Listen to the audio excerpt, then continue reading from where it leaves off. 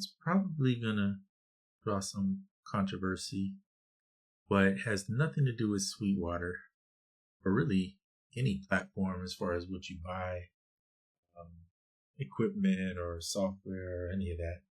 But it does have to do with my thoughts on equipment and making music. I feel like there's some equipment that you do need in order to make music.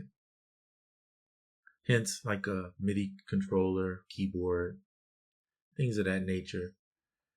Now, mind you, I'm going to say this up front. This is all opinions.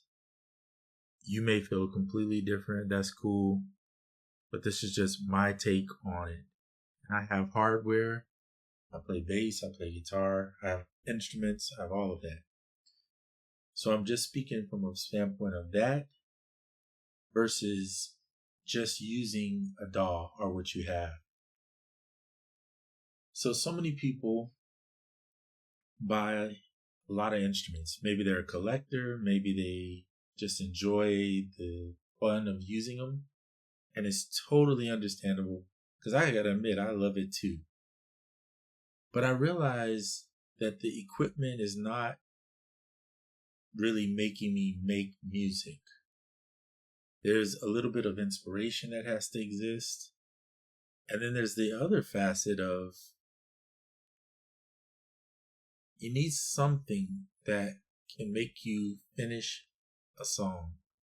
Now for me, that's Ableton. It's a DAW. Used to be years ago, I used Logic. That was my thing. Since Logic 8, I stuck with it up until 10.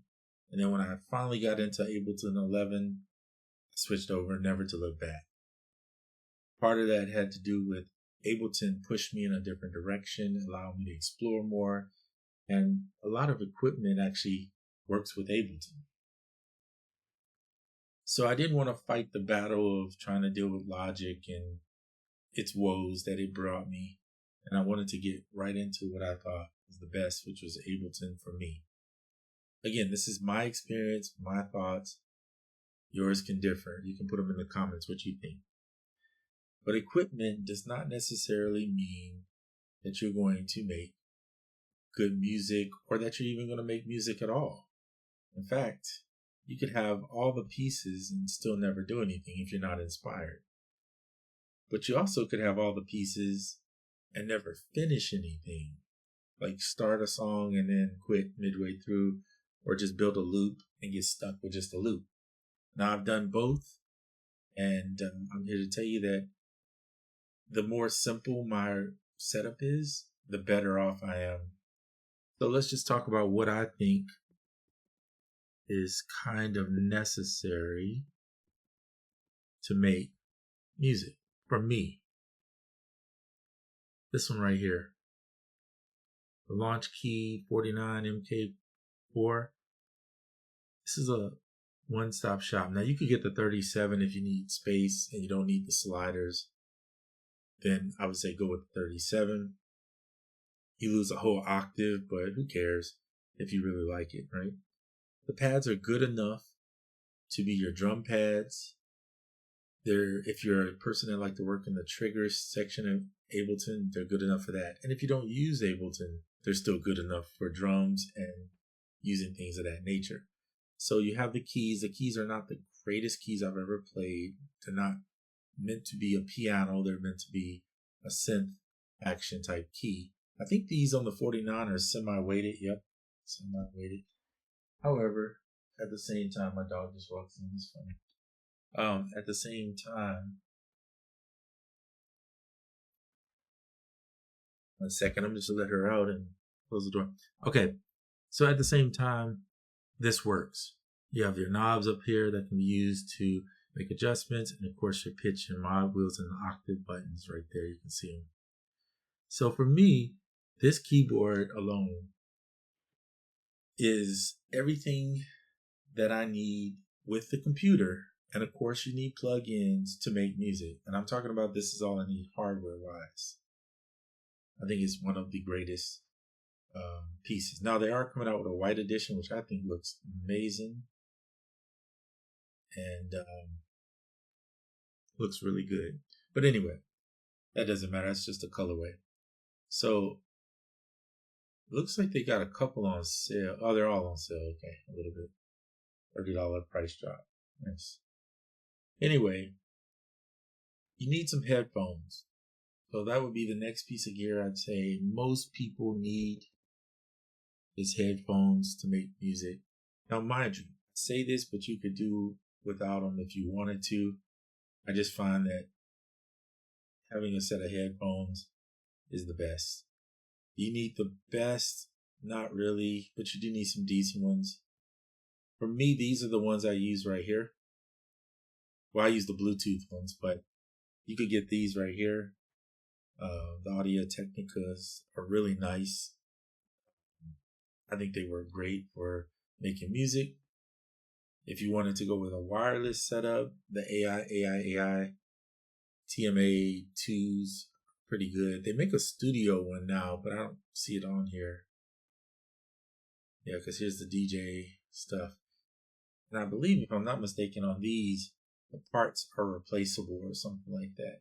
So they're pretty good. I'm not going to invest in that. I'm just telling you that's an option that you have. And then, of course, you can spend more money. That's up to you. But the reality of this is you need some form of headphones to do it. I would say if you're on a tight budget but you still could afford this, go with something like these, and you might be able to find them. I usually don't say get used headphones because somebody else's ears been in that thing, but whatever. If you're okay with that and you wipe it down, feel free. You might find somebody selling a pair for $100, or catch a sale if you can and get it for $100. So headphones, some type of MIDI controller. If you're not into keys and you just want to get a flat one, try the launch the launch pad, which is all pads if you just want to go that route. And then the next thing I would say is you're going to need a computer of some sort and some plugins. Now, if you don't use Ableton or plugins like that, but you're on the iPad, it's the same principle. If you need an iPad, you can hook your controller to your iPad. But those, as far as hardware, a computer or an iPad or an iPhone and a controller of some sort and a pair of headphones. Really, I made most of my albums. I've dropped like 6 in the last few years, 2-3 years, have been made using just those things. Most of the time it's Ableton, Koala, and then the plugins that I use, right? So you really don't need a lot to do it. And I feel like when you buy an equipment, you have to really stop and think, does this piece of gear make me want to make music? Does it move me to make music? And here's why I say that, because so much of this gear comes out half-baked. We're in an era where everything, even the software, sometimes are half-baked. And what I mean by that is they have a plan to do more, but it's not there yet. So when you're buying it at that state of where it's at. Because let's say tomorrow that company folds or goes under or goes bankrupt, they're not fulfilling no timeline they set for the future. It's over. So what you have is what you have. So you have to make sure that you are content with what you buy and let that be what it is. Because unfortunately, nothing is promised. And that being said, you have to, deal with that. Now, there's prices for headphones for everybody. I'm not going to say this is the way to get, but I can't believe they dropped this down to $16.49. So if you're watching this and you see this, I'm not promoting this in any way. There are other options. Here's some Behringers for $56. And I'm not against Behringer or any company, really. I just think it is what it is. They do clone a lot of stuff. Like this looks like a clone of another brand, but you can see it's $21. So listen, everybody's got different budgets. and that's affordable, and I will not knock it. If that's what you want to get it. Okay, now moving on. So this video, again, is not about any company in particular, but just saying that if you want to make music, just make music, or whatever you got, or whatever you prefer to make music with. While I do show a lot of different pieces on my channel, not one piece is everything to me, right? It takes a combination of stuff, and especially with hardware, I find that most hardware, I never finish music in it. Now, what I'm learning is if you buy a piece of hardware for what you like about that hardware and let that be the thing that governs whether you purchase it, you actually end up enjoying it more than buying it for what it can do in the future. And I know this is stating the obvious, but for some people, it's not that obvious. They buy it, they think, oh, this would be cool if it does this. And I was that person too. And now I realize after trying so many different pieces that the reality is you buy it for what it is at that moment. So, for instance, I have the Torso S4. It has some issues. It has things that it needs to be fixed.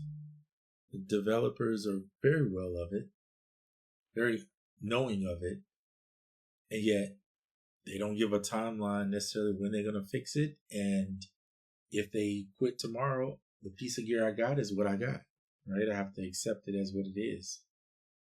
So that being said, just make sure when you're buying gear that you're considering these things, that you really just need a few things to make it work. So find what few things work for you, live within that, and then occasionally if you see something you want to try to get, make sure you do your homework. Ask around, check YouTube videos out about it, see what people's thoughts are, and don't buy for what it could be. That's just going to be my personal advice. All right, guys, see you on the next.